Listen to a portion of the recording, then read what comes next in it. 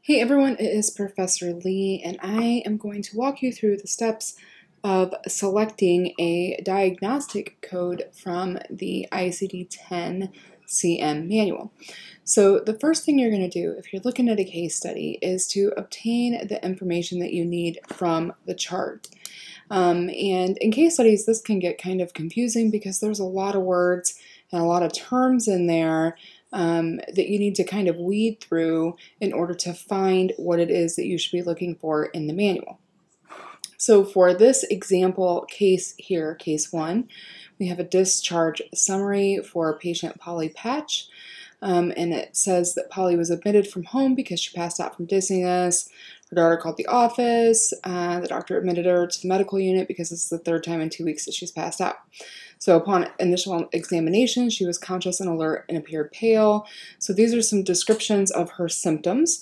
Labs that were ordered, CBC, a chest x-ray, and EKG. The CBC revealed low platelet count of 53,000, supporting a diagnosis of idiopathic thrombocytopenia. The chest x-ray and EKG were normal. And then it goes on to continue detailing the rest of her 2-day admission. So from this case study, we need to find the main term and then any supporting terms that are going to guide us to the right section of the manual to look up the diagnosis. So one thing that you want to do is to find the actual diagnostic term. And so in this case, the diagnosis is thrombocytopenia. And then we want to make sure that we are looking for any descriptive terms or subterms that could be applied here as well. And so her actual condition is thrombocytopenia, and the type of thrombocytopenia that is idiopathic. So idiopathic would be the subterm. Thrombocytopenia is the main term that we are going to look up. So next, you're going to locate the main term in the alphabetic index. So we always start with the index and then verify in the tabular list. And if you're not following along with looking it up in the manual with me, there's another example here for you as well for sinusitis that you can look up on your own. So we're going to go through the index and look for any instructional notations.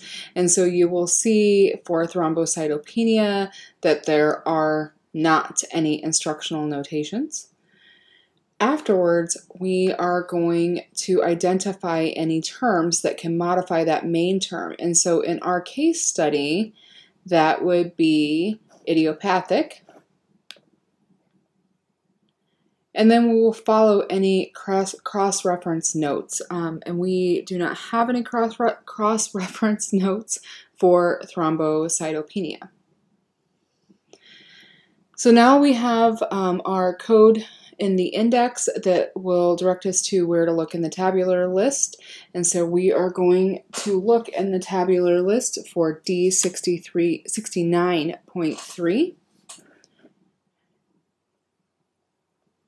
Go to the tabular list, follow it up,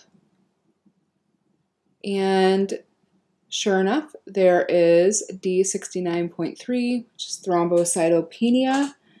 It actually says immune thrombocytopenia purpura, and if you look down a couple of entries underneath the main D69.3 term, you will see idiopathic thrombocytopenia purpura.